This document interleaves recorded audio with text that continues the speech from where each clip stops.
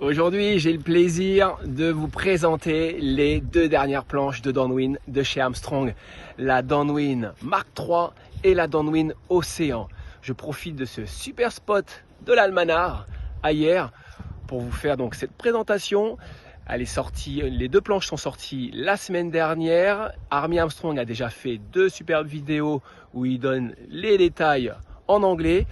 Oscar Johansson aussi a fait une super vidéo où il est sur l'eau. Il fait aussi la comparaison des deux boards. Pourquoi choisir l'une, pourquoi choisir l'autre.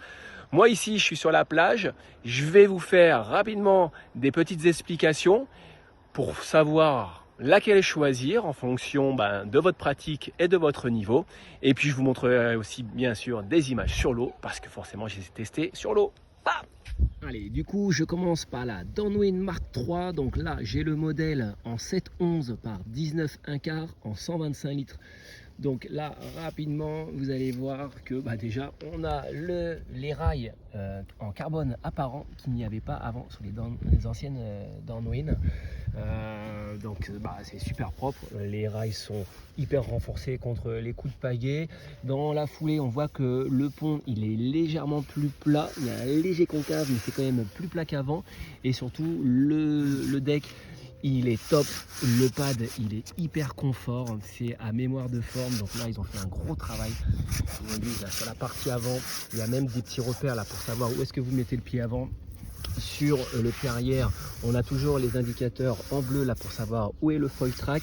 Il y a toujours cette arche, une double arche même assez soft pour pouvoir poser le pied, avoir la voûte plantaire au niveau de cette arche. C'est vraiment agréable. Et puis on a aussi des petites cales juste derrière, un peu comme un pad de surf pour caler le talon et savoir où est la limite du pad sur l'arrière.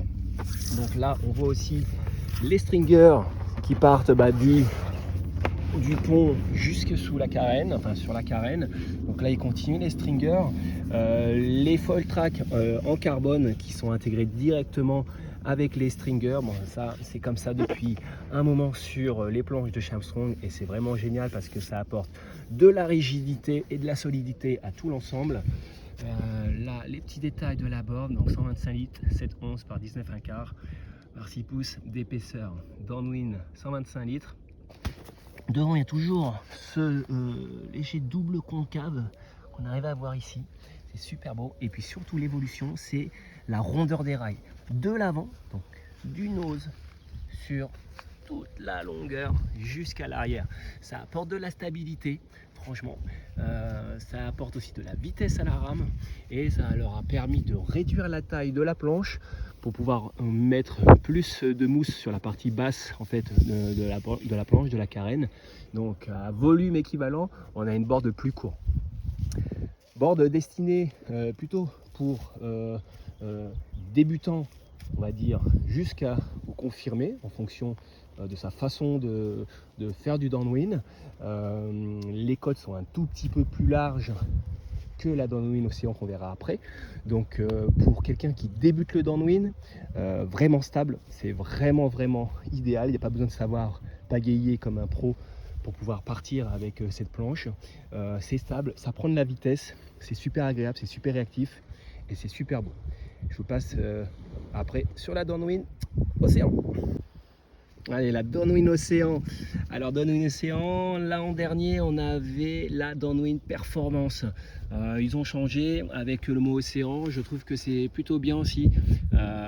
Ça correspond vraiment à son ADN en fait, parce que performance était peut-être un peu trop élitiste je trouve comme mot, alors que là océan c'est vraiment la planche pour aller rider l'océan. Donc c'est très ressemblant à la Downwind Mark III, sauf que c'est plus étroit. Celle-ci c'est la 7/8 par 16 3/4 en 95 litres. Donc des grosses différences. Donc, alors le deck pareil, le deck, le pad, tout ça c'est identique à la Mark III. La grosse différence aussi c'est le tail. Donc là on a un pin tail, c'est vraiment pincé, c'est typé kayak. Je vais retourner la planche, vous allez voir. Hop, voilà, donc les écritures comme ça, 16 3/4 Downwind Océan. Et là, on aura un pintail et le V, il est hyper marqué, justement un peu typé kayak, un peu typé les pirogues, les océes. Ça donne du track, ça donne de la direction lorsqu'on pagaille. Et puis, ça rentre super bien dans l'eau. S'il y a des touchettes, c'est hyper pardonnant, ça rentre et ça ressort comme un bouchon. C'est vraiment bien. La différence, hop, juste à côté, c'est que la marque 3, là dans une marque 3, c'est un léger square. Vous voyez, c'est assez plat. Ici, c'est plus large, du coup, ça apporte de la stabilité. Contrairement à la Downwind Océan, où là, on est vraiment sur du pintail. Toujours la même conception, le même ADN de chez Armstrong. Ça, c'est super agréable. Et puis cette board, elle est hyper réactive. Elle part sur les bumps, mais comme une Formule 1. C'est moins stable que la Downwind Mark III. Donc ça demande d'avoir un petit peu plus de niveau technique, déjà au niveau de la rame, debout. C'est hyper réactif, c'est super léger. Le poids, sincèrement, il est plus léger que les planches précédentes. Donc c'est hyper agréable. C'est tellement beau. C'est livré toujours avec les housses Armstrong. Regardez ça. Trop beau. Bon voilà, j'ai essayé de vous présenter rapidement les deux planches en sachant que dans la description, je vous mettrai les liens des vidéos de Army Armstrong et la vidéo de Oscar Johansson où ils expliquent aussi super bien. Je vous mets donc juste après mes vidéos que j'ai faites sur l'eau parce que je les ai forcément testées en Downwind là-bas, là, derrière moi, là-bas, vers l'Oursinado sur notre spot de Downwind à la maison. J'ai essayé quelque chose aussi d'exceptionnel avec la Downwind Océan, c'était les touchettes. En fait, ça nous arrive de toucher l'eau lorsqu'on on maîtrise mal la hauteur, on va dire, du foil, et ça nous arrive de toucher. Et là, ce qui était exceptionnel, c'était en fait sa capacité à repartir. En fait, elle pardonne énormément ces touchettes, aucun déséquilibre, donc je me suis forcé même à poser la planche sur l'eau pendant que je ridais. Je glissais en mode surf. Vous allez voir, franchement, c'est incroyable. Je vous fais voir ça et je vous dis à la prochaine sur l'eau.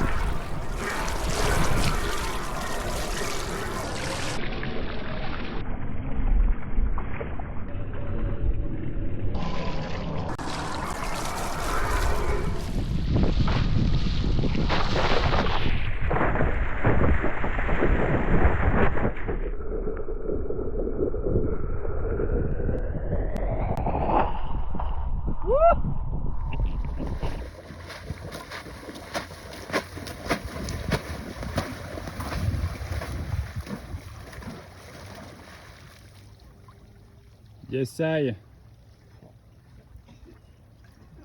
Facile, hein. Très efficace son coup.